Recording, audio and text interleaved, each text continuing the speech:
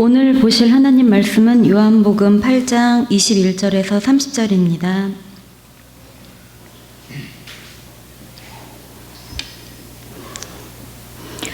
다시 이르시되 내가 가리니 너희가 나를 찾다가 너희 죄 가운데서 죽겠고 내가 가는 곳에는 너희가 오지 못하리라. 유대인들이 이르되 그가 말하기를 내가 가는 곳에는 너희가 오지 못하리라 하니 그가 자결하려는가? 예수께서 이르시되 너희는 아래에서 났고 나는 위에서 났으며 너희는 이 세상에 속하였고 나는 이 세상에 속하지 아니하였느니라. 그러므로 내가 너희에게 말하기를 너희가 너희 죄 가운데서 죽으리라 하였노라. 너희가 만일 내가 그인 줄 믿지 아니하면 너희 죄 가운데서 죽으리라. 그들이 말하되 내가 누구냐? 예수께서 이르시되 나는 처음부터 너희에게 말하여 온 자니라. 내가 너희에게 대하여 말하고 판단할 것이 많으나 나를 보내신 이가 참되심에 내가 그에게 들은 그것을 세상에 말하노라 하시되 그들은 아버지를 가리켜 말씀하신 줄을 깨닫지 못하더라. 이에 예수께서 이르시되 너희가 인자를 든 후에 내가 그인 줄을 알고 또 내가 스스로 아무것도 하지 아니하고 오직 아버지께서 가르치신 대로 이런 것을 말하는 줄도 알리라. 나를 보내신 이가 나와 함께 하시도다. 나는 항상 그가 기뻐하시는 일을 행함으로 나를 혼자 두지 아니하셨느니라. 이 말씀을 하심에 많은 사람이 믿더라. 아멘. 이번 주에 지방회가 모였었는데 저희 지방의 목사님들과 다른 지방의 목사님들이 적은 지방회가 이제 우리 지방회와 연합하려고 함께 통합하는 그런 모임을 가졌습니다. 1박 2일로 이렇게 주문진에서 모였는데 아침에 목사님들과 교제하면서 밖에서 노는데 한 목사님이 이제 그분은 다른 지방에서 오신 분인데 뒤로 막 이렇게 물러나시다가 막 뛰어가다가 그냥 툭 뒤로 넘어졌어요. 이렇게 넘어졌어요. 즉시 달려가서 이제 바로 눕혀서 이렇게 보니까 의식을 잃었어요. 제가 예전에 군에서 배운 생각대로 손들고 기도 확보 딱 이렇게 외치고 혀를 이렇게 혹시 혀가 기도를 막았는지 확인하고 이렇게 자세를 반듯하게 눕혔어요. 그리고 체온 유지, 그게 이제 아예 그 위급한 상황에서 응급조치하는 훈련이거든요. 제가 옷을 벗어서 덮어줬더니 주변 사람들이 다 덮어줬어요. 그리고 이제 119 전화해서 119 달려오는 분하고 계속 제가 통화하면서 응급 처치를 했습니다. 조금 있으니까 눈동자가 보여서 돌아와서 이게 몇 개인가 이게 몇 개인가 알면 인식이 되면 눈을 깜빡이든지 고개를 좀 움직여라. 말로 할 수 있으면 하고 그랬더니 조금 움직여요. 몇 개인가 여러분. 기억이 단절되지 않도록 옆에서 조치를 하면서 이제 구토가 일어나면 옆으로 돌려서 입안을 청소해주고 그러면서 계속 기다렸어요. 그리고 이제 주물러주고 체온 떨어지지 않도록. 그리고 119 대원과 계속 통화할 때 그분들이 금방 왔어요. 와가지고 이제 병원으로 실어갔는데 가기 전에 혹시 머리가 어디가 다쳤는지 다 만져보니까 이제 여기가 터지고 피가 흐르고 이제 그런 게 있었어요. 그리고 오후에 이제 병원에서 여러 가지 검사도 하고 또 의식도 잃었다 찾았다 여러 번 했는데 이제 괜찮다고 연락이 왔어요. 얼마나 감사하고 다행인지 몰랐어요. 잠깐 의식을 잃었는데 그 사람을 응급조치하면서 옆에서 살려내는 일을 이렇게 도왔어요. 근데 무사하다, 살았다 이런 어떤 생각들이 제 마음속에 막 밀려와가지고 막 제 마음이 흥분되었어요. 약간 설레었어요. 이런 것이 생명의 에너지인가 보다 이런 생각을 했습니다. 그리고 저녁에 잠을 자려고 하는데 계속 그 생각이 나서 잠이 잘 안 오는 거예요.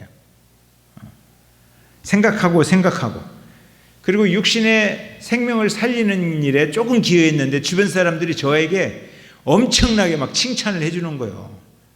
대단한 일을 하셨다고 막 저 손을 잡아주고. 그래서 집에 와서 잠도 잘 안 오고 여러 가지 생각하면서 설교도 생각하고 그러다가 이런 생각이 들었어요.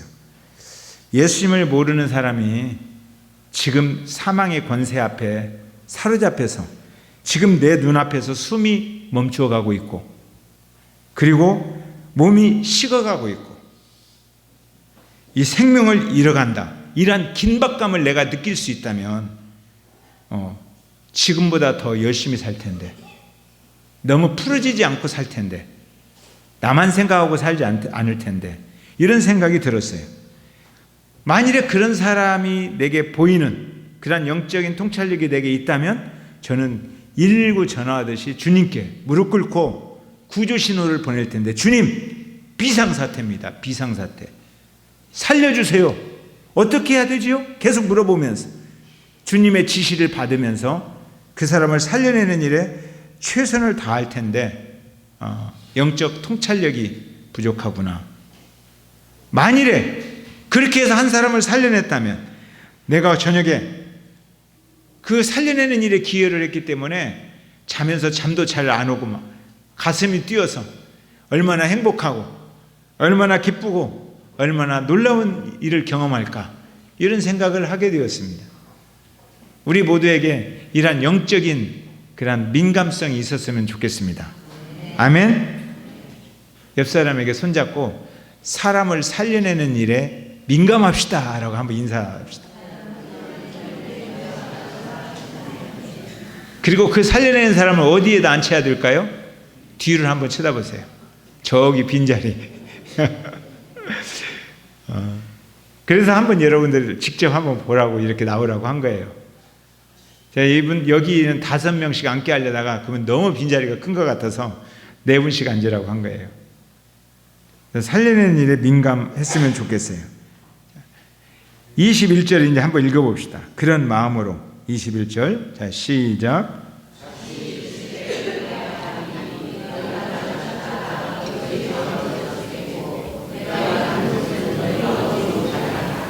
예수님께서 다시 이르시되, 그냥 초막절 이야기 지금도 굉장히 초막절 이야기가 길죠. 지금도 또 다시 이야기해야 돼요. 왜 다시 이야기해야 돼요? 알아듣지를 못해요. 말해도 알아듣지를 못해요. 그리고 변화가 일어나지 않아요. 그러니까 다시 이르노니 내가 가리니 너희가 나를 찾다가 너희 주에서 죽겠고 내가 가는 곳에는 너희는 오지 못하리라 그랬어요. 그랬더니 그 듣는 사람들이 갑자기 어디 간다고 하는 거야? 라고 반문하는 거예요. 도대체 어디 간다고 하는 거야? 아하, 바리새인들이 죽이려고 하고 우리가 죽이려고 하고 사람들이 막 못 살게 하고 핍박하고 그러니까 결국 자기 일을 포기하고 자살하려고 하는가 보다. 죽이기 전에 자살해야지. 그러니까 이 세상이 예수를 바라보는 모습이에요. 사람들이 사람들을 바라보는 모습이에요. 사람들이란 핍박이 오고 어려움이 오고 무거운 짐을 지다 보면 견디다 못해서 결국은 포기하게 되고 그리고 자살까지 간다, 이런 생각을 하는 거예요. 그러니까 힘을 밀어붙일 때 저놈아가 포기 안 하네, 내가 힘을 모아서 핍박하면 포기하게 될 거야, 이런 생각을 갖는 거예요. 이 사람들을 바라보는 시각이에요. 바리새인들이 우리가 죽이려고 하니까 결국은 포기하려고 하는구나, 자살하려고 하는구나, 안 되는구나. 목사도 그렇게 사단의 공격을 받을 때가 있어요. 하다가 안 되는구나, 안 되는구나. 그런데 예수님은 그 사람들을 바라볼 때 그 사람들이 바라보는 시각하고 달라요. 예수님은 그 사람들을 어떻게 바라봐요? 너희가 나를 찾다가 너희 죄 가운데서 죽겠고, 죄 가운데서 죽어가는 사람으로 봐요. 그래서 내가 이 일을 포기하면, 멈추면, 중단하면 저 사람이 죽어가는구나, 살려내야 되는데 내가 중단할 수가 없다, 이렇게 예수님은 생각해요. 사람들을 바라볼 때 관심이 달라요. 자, 그러면 이들이 짓고 있는 죄가 뭐예요? 죄 가운데 죽어가야 하는 죄, 그게 24절에 나타나 있어요. 자, 24절에 자, 시작.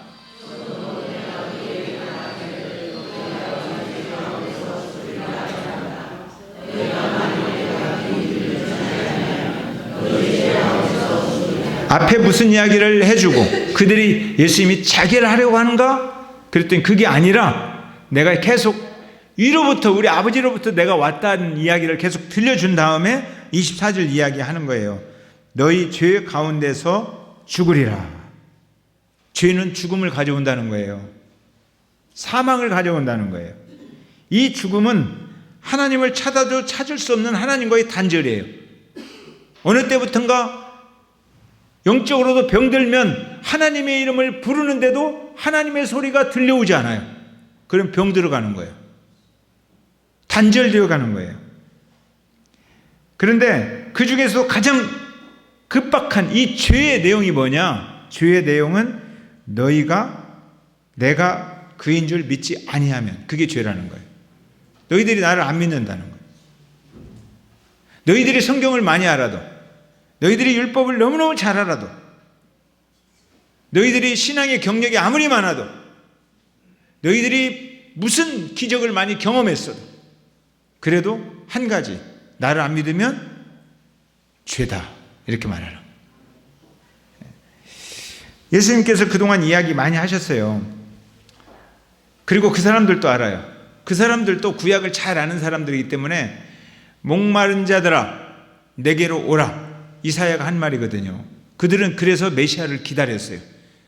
그분이 오시면 목마른 영혼을 죽이시고 그분은 생수가 되실 것이다, 그런 이야기를 했어요. 근데 그분이 와서 내가 생수다, 그냥 안 믿어요. 그 사람들이 기다렸어요. 돈 없는 자도 오라, 가난한 자들에게 복음이 선포되는가 보다, 그래서 기다렸어요.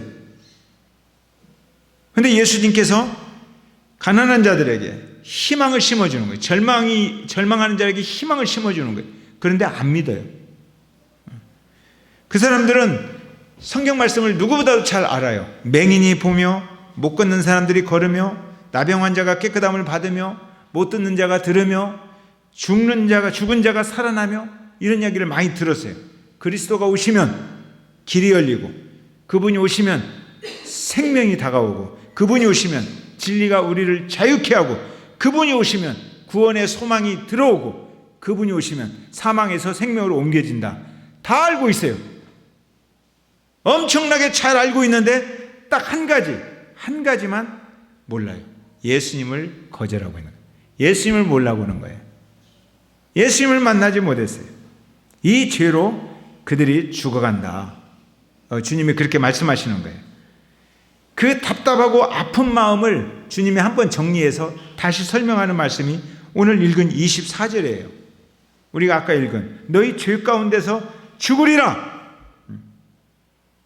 너희들이 성경이 아무리 성경을 잘 알고 율법에 탁월하게 율법을 낭독하고 외우고 모일 때마다 율법을 지킨다고 말하고, 그리고 옛날에 너희들이 광야를 걸으면서 반석에서 생수가 터지는 것을 경험하고, 옛날에는 왕년에는 나도 신앙이 좋았어, 아무리 그렇게 말을 해도, 옛날에는 광야에서 불기둥도 경험했어, 아무리 그렇게 외쳐도 예수님을 거절하는 너희들은 여전히 죄인이다, 딱 이렇게 말하는 거예요. 죄인이다. 저도 어렸을 때부터 교회 열심히 다녔거든요. 여러분들이 이제 제 이야기를 많이 들어서 알죠. 저희 어머님도 시골의 교회를 6교회나 개척한 분이에요. 우리 아버지하고 흙벽돌로 돌을 지어서, 돌로 벽돌을 만들어서 교회를 이렇게 짓고 시골마다 열심히, 그러니까 저도 교회를 열심히 다녔죠. 누구보다도 열심히 다녔어요. 성경도 많이 알았고, 그래서 성경 퀴즈대회에 나가서 시상도 하고, 또 교회에서 부흥회도 참석하니까 막 부흥회 할 때 기적도 받고 아멘도 하고 막 은혜도 막 철야기도도 하고 많이 했죠. 그런데 한 가지를 안 했어요. 십자가에서 피 흘린 예수님 앞에서 나의 죄를 바라보는 영적 통찰력이 깊지를 못했어요. 내가 얼마나 심각한 죄인인가, 나는 정말 죽어야 되는 죄인이다, 이런 것을 보는 눈이 없었어요. 그렇게 살아오던 어느 날 제가 하나님이 세상을 이처럼 사랑하사 독생자를 주신 그 사랑을 경험하는 계기가 있었어요. 주님이 십자가에서 나를 위해서 돌아가셨고 주님이 십자가에서 돌아가신 그 손길로 내 죄 많은 굳어진 나를 어루만지는 것을 경험할 수 있었어요. 생명의 빛이 위로부터, from above라고 그래요. 위로부터 와서 어게인 다시 태어났다고요. 이것을 우리는 구원이라고 그래요. 생명의 빛이 위로부터 내려와서 again from above, 우리가 다시 태어났다, 거듭났다, 아노덴이라고 말합니다. 우리가 그런 사람들인데 그런 것을 제가 경험했어요. 그분의 사랑은 너가 얼마나 똑똑한가? 이것하고 상관없었어요. 너가 얼마나 많이 가지고 있는가? 나의 소유, 나의 지식과 아무런 상관없이 그냥 그분이 내게 임했어요. 하나님의 피 흘리신 그 생명의 사랑이, 예수님의 그 십자가 사랑이 내 마음에 밀려올 때에 돌처럼 굳어있던 제 마음이 무너지기 시작했어요. 딱딱했던, 굳어졌던, 누가 뭐라고 해도 잘 들리지 않았던 내 고집이 강했던 제가 무너지기 시작했어요. 심장이 뛰는 것을 느꼈어요. 영적인 심장이 내가 뛰고 있구나. 그러면서 감격해서 울었어요. 엉엉 울면서 고백했습니다. 예수님은 그리스도입니다. 예수님은 나의 왕입니다. 예수님은 나의 주님입니다. 예수님은 내 인생의 결정권자입니다. 지금까지 나는 내 인생을 내가 결정해놓고 예수님께 도와달라고만 기도했어요. 그런데 그런 것을 멈췄어요. 내 인생 결정을, 나가는 방향을 다 제로 놓고 주님께 묻기 시작했어요. 내가 무엇을 해야 됩니까? 그분이 길이고 그분이 주인이었어요. 그 전에는 내가 결정하는 사람이었어요. 그분은 나를 능력으로 도와주는 분이었고 내가 여전히 내 인생의 주인이었어요. 그러나 그때부터 저는 내 인생의 결정을 그분에게 내드린 거예요. 내가 무엇을 할까요? 어떻게 할까요? 늘 물어보면서 그 답을 말씀에서 찾기를 시작했어요. 그때 주님의 말씀이 제 특별한 상황 속에서 교회 안에는 너 같은 사람이 득식을 하다라는 마음이 들렸어요. 교회 안에는 예수님을 못 만난 사람들이 많이 있다. 그들을 깨우치고자 하는 그런 소명이 내 안에 생겨나기 시작했어요. 교회가 무엇인가를, 신앙이 무엇인가를 말하고 싶었어요. 잘못된 나의 종교 생활이 아니라 이제부터 신앙 생활을 하고 싶다, 이런 생각이 들었어요. 제가 이번 목요일 날 한 분을 만났는데 어느 분이 이제 온누리교회 다니시는 분이에요. 60이 되신 분인데 그분이 그런 이야기를 하더라고요. 자기가 40대 중반에 이혼을 했어요. 남편에게 막 폭행도 당하고 막 그랬어요. 그 이혼하고 자녀를 키우는데 돈도 없고 너무 힘들었어요. 그래서 일하면서 어느 집회가 있어서 집회에 참석했어요. 근데 거기에서 예수 그리스도의 십자가에 죽으시는 연극을 보았어요. 스킷 드라마. 여러분들은 아실 거예요. 해보신 분들 있을 거예요. 손이라는 손, 창조의 손. 하나님이 창조하셨는데 나중에 이제 이 손에 십자가를 못 박지요. 사람들이 죽이죠. 그리고 나서 예수님께서 살아나셔서 그 쓰러진 사람들을 안아주는 그런 드라마, 스킷 드라마가 하나 있어요. 그걸 보는데 하나님이 자기를 사랑하시고 못을 박는데 자기 죄에 대해서 못을 박는 감정을 느꼈어요. 그래서 그분이 통곡을 했어요. 그리고 나서 신앙생활이 이런 거구나. 그전에는 종교생활했어요. 신앙생활을 드디어 하게 되면서부터 이제 나도 교회를 다녀야겠다, 신앙해야겠다는 거예요. 그런데 교회 다니는 사람이 자기를 초청을 아무도 안 하는 거예요. 교회는 다니고 싶은데 자기 주변 사람. 근데 누군가 와서 접근하면서 성경을 공부하자고 하더래요. 신천지. 1년 반을 공부하다가 잘못됐구나 라고 생각을 했어요. 뭔가 잘못됐다. 그리고 나왔어요. 그러면서 하는 말이, 내가 방황하고 주님을 찾고 싶을 때 교회 다니는 사람들은 침묵하고 있고 신천지는 나를 초대하고 있다고 그러더라고요. 그리고 교회 왔는데 너무 재미가 없어요. 신천지 있는 사람들은 눈이 반짝반짝 하는데 교회 오니까 눈이 다 흐리멍텅하더라고요. 이게 신앙생활인가? 그분이 놀랐어요. 아니, 그래서 자기도 모르게 신천지로 가고 싶더라는 거예요. 잘못됐는데. 거기는 살아있는 거예요. 살아있어. 근데 교회 와보니까 전부 다 와서 예배만 잘 드리고 빨리 갈 생각만 하고 있는 거예요. 자기 일 하려고. 눈이 다 흐리멍텅하더라는 거예요. 이게 정말 신앙생활 하는가 주님이 막 번쩍번쩍하고 주님과 만났나? 의심스러웠다는 거예요. 그런 이야기를 제가 들었어요. 우리 교회는 아니죠. 우리 교회는 아니에요. 제가 그랬다는 거예요. 제가. 그래서 다시 주님 앞에 고백했어요. 예수님이 주님입니다. 어제만 주인이 아니라 오늘 예수님은 나의 주님입니다. 매일매일. 오늘 예수님은 나의 그리스도입니다. 예수님은 나의 왕이십니다. 내 인생을 결정하십니다. 그래서 그때부터 불렀던 노래, 여러분들도 잘 아는 노래예요. 근데 요새는 제가 조금 덜 부르는 것 같아요. 옛날에는 아침마다 불렀어요. 하루도 안 부른 날이 없었어요. 나 같은 죄인 살리신 주 은혜 놀라워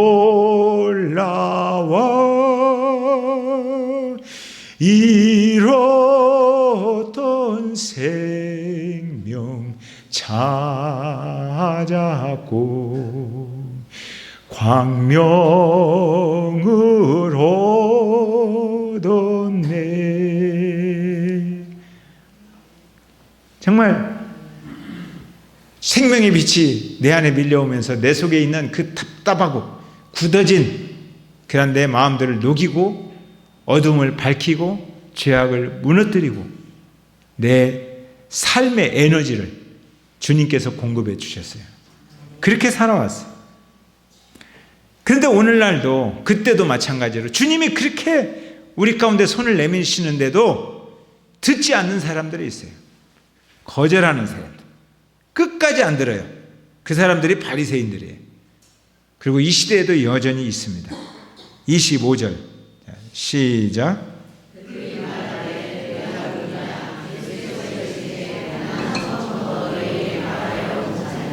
그들이 말하되, 이 사람들은 종교적인 그냥 오랫동안 경력도 많고 정말 그런 사람들이에요. 그런데 너가 누구냐라고 물어봐요. 언제부터? 3년 전부터 똑같은 질문이에요.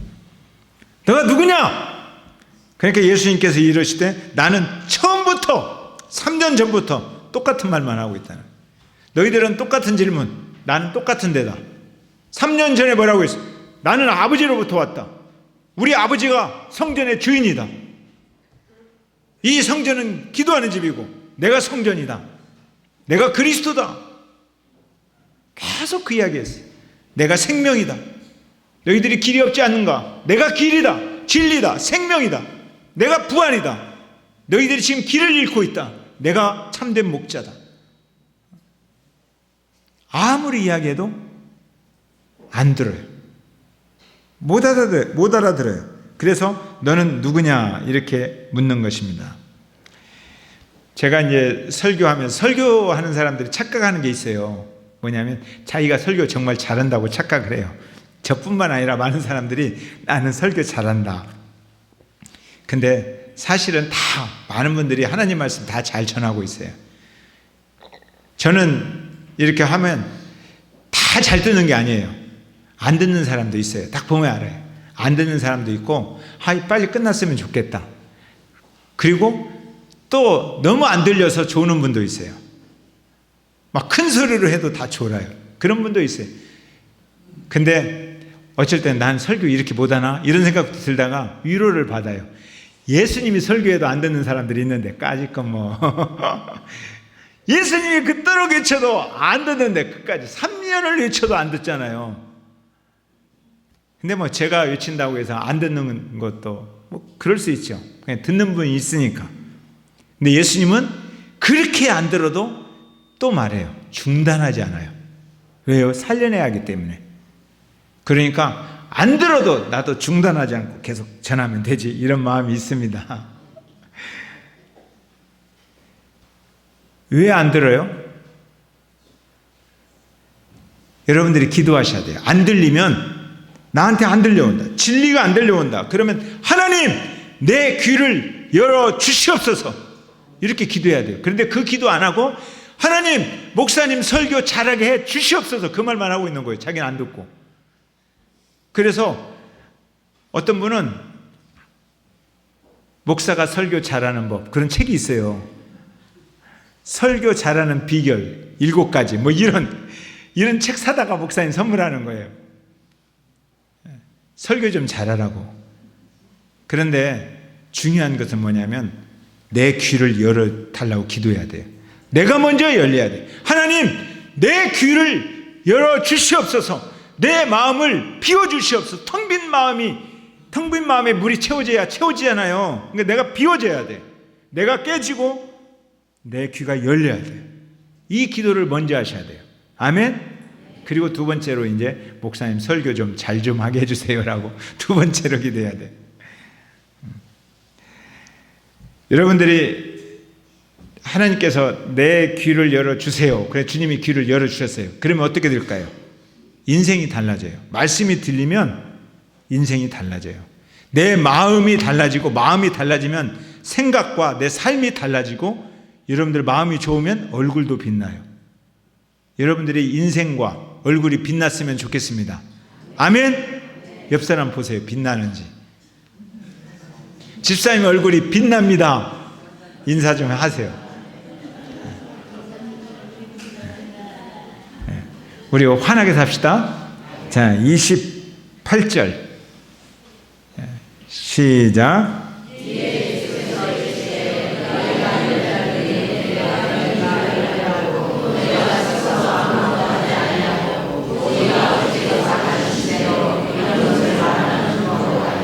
아멘. 못 알아들으니까 그렇게 말해도 계속 안 들으니까 이에 예수님께서 이르시되 너희가 인자를 든 후에 그들이 인자를 들어요. 근데 인자를 든다는 건 알아요. 구약에 예언되어 있거든요. 인자가 십자가에 나무에 매달린다는 걸 알아요. 그들은 어떤 인자인지 모르지만 근데 너희가 인자를 든 후에 그래요. 이 이야기를 3년 전에 니고데모에게도 이야기했어요.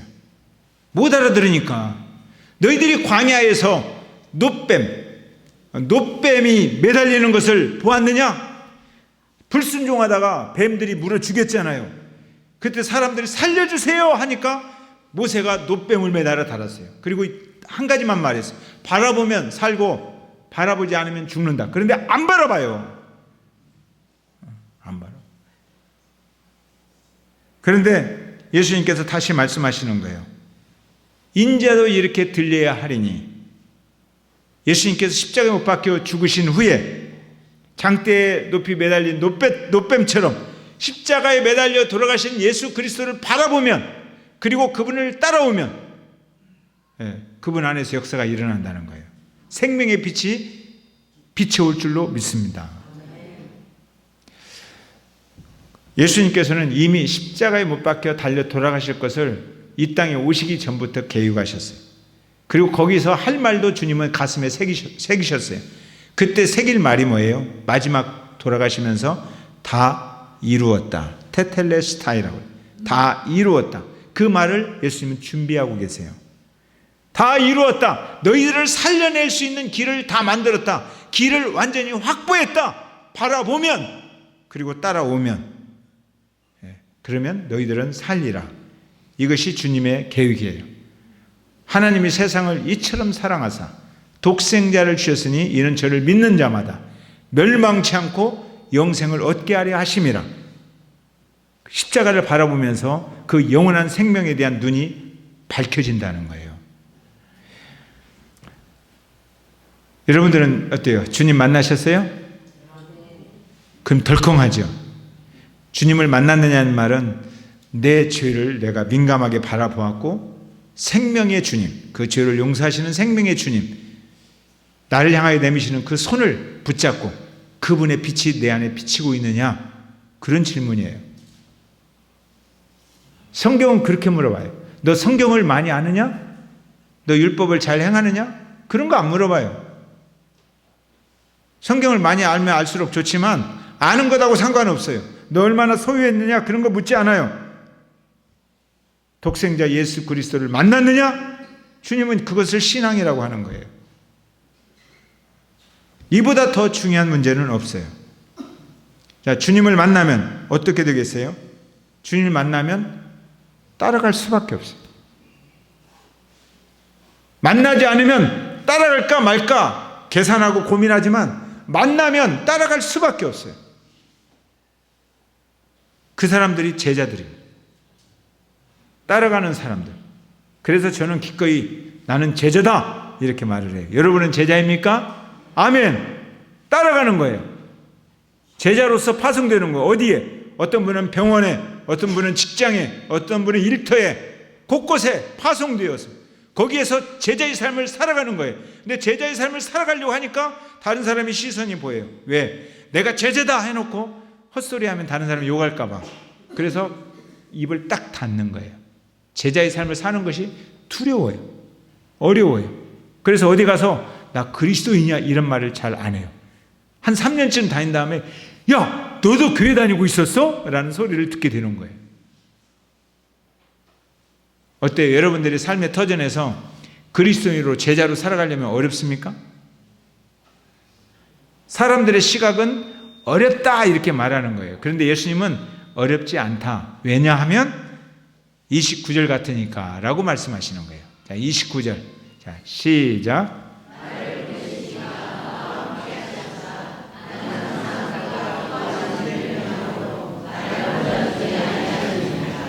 나를 보내신 이가 나와 함께 하시는도다.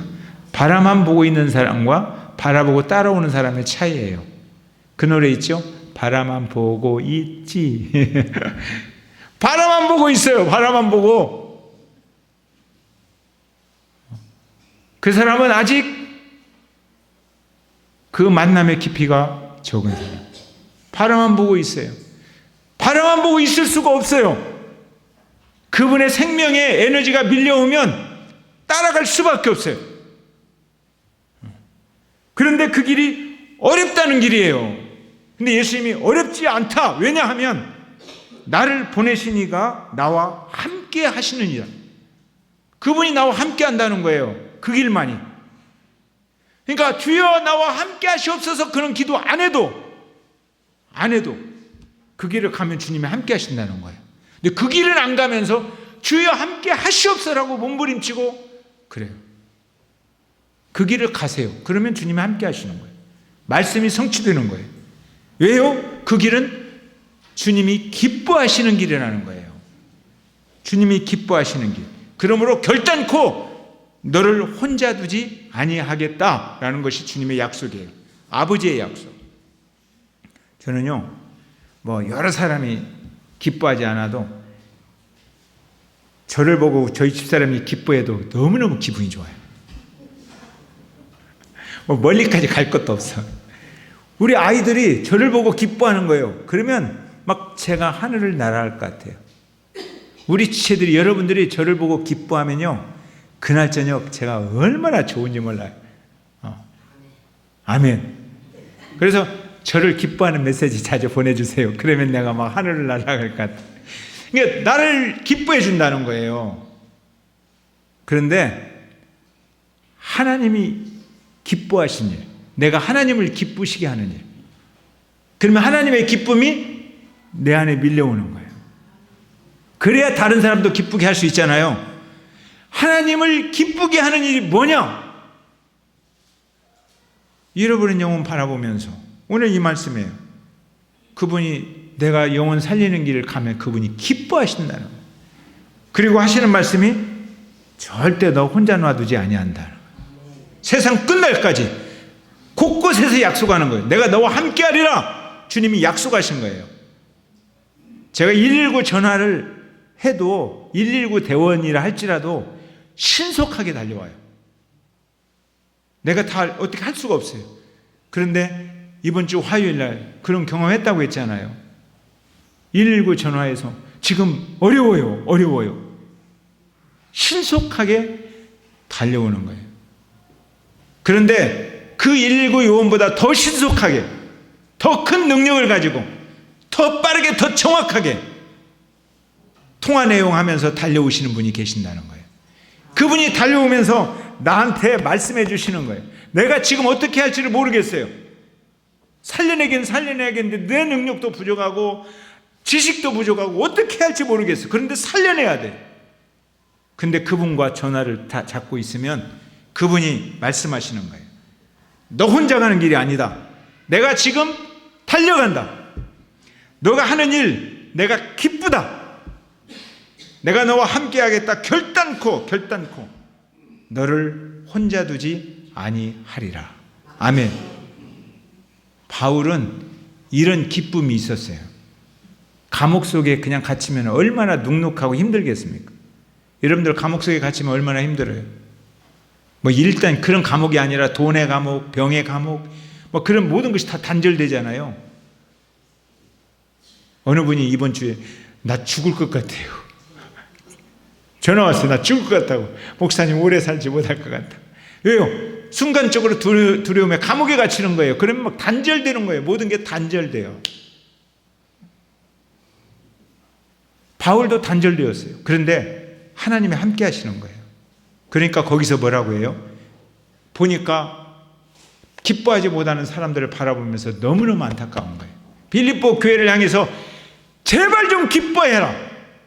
주 안에서 좀 기뻐해라. 내가 다시 말하노니 기뻐하시오. 이렇게 말합니다. 감옥 속에서 하는 이야기예요. 이러한 기쁨이 오늘 제가 또 여러분이 살아가는 삶의 에너지가 되기를 바랍니다. 아멘. 찬송합시다. 우리 같이 한번 기도하십시다. 여러분 스스로에게 이렇게 질문해 보십시오. 나는 내 속에 있는 죄악을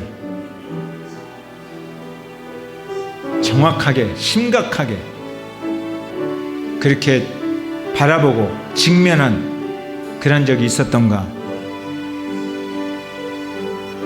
그리고 예수 그리스도의 그 생명의 보혈이 거기서 내미시는 주님의 손길이 내 굳어진 죄악의 성을 무너뜨리고 어두운 나를 밀어내고 생명의 빛으로 나를 가득 채우신 그러한 경험이 있었는가 생각해 보시기 바랍니다.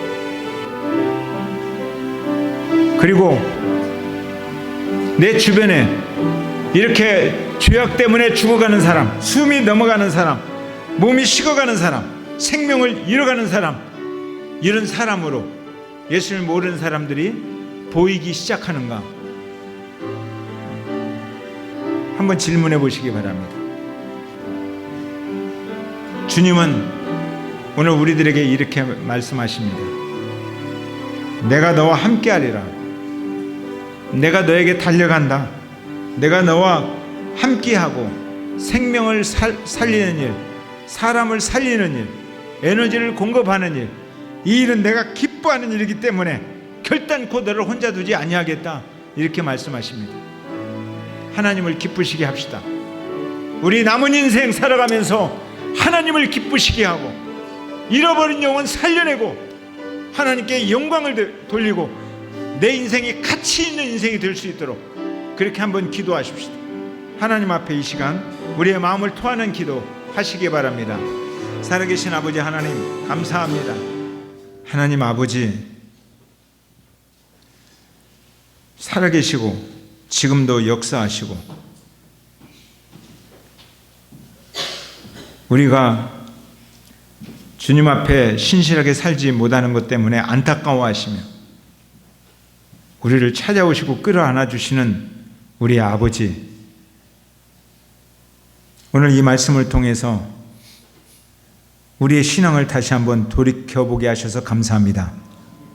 옛날에 잘 믿었던 신앙을 추억하는 것이 아니라 오늘 예수님이 나의 주님이시고 나의 왕이시고 나의 그리스도시고 십자가에서 생명의 빛을 내 인생 가운데 비춰주시고 손을 내미시는 나의 주님이신가 다시 한번 점검하면서 우리의 신앙을 회복하기를 원합니다.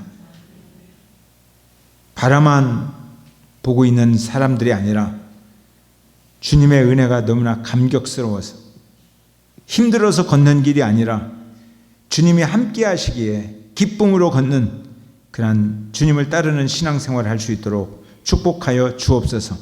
주님이 우리가 걷는 그 걸음을 기뻐하시며 달려오셔서 결단코 너를 혼자 두지 아니하겠다 이렇게 말씀하시는 그 말씀이 우리의 심장을 울리며 우리를 흥분하게 하며 우리를 새롭게 하며 그 말씀으로 신나게 우리의 신앙생활을 해나가는 저희들 되게 하여 주시옵소서. 지금은 교회 머리가 되신 예수 그리스도의 은혜와 하나님 아버지의 사랑과 성령의 감동하심, 오늘 결단코 너를 혼자 두지 아니하겠다고 약속하시는 주님의 이름을 신뢰하며 주님의 손에서 전해오는 따뜻한 온기를 느끼며 주님과 함께 걷기를 원하는 우리 사랑하는 지체들의 인생 위에 영원토록 함께 하시기를 간절히 축원하옵나이다. 아멘.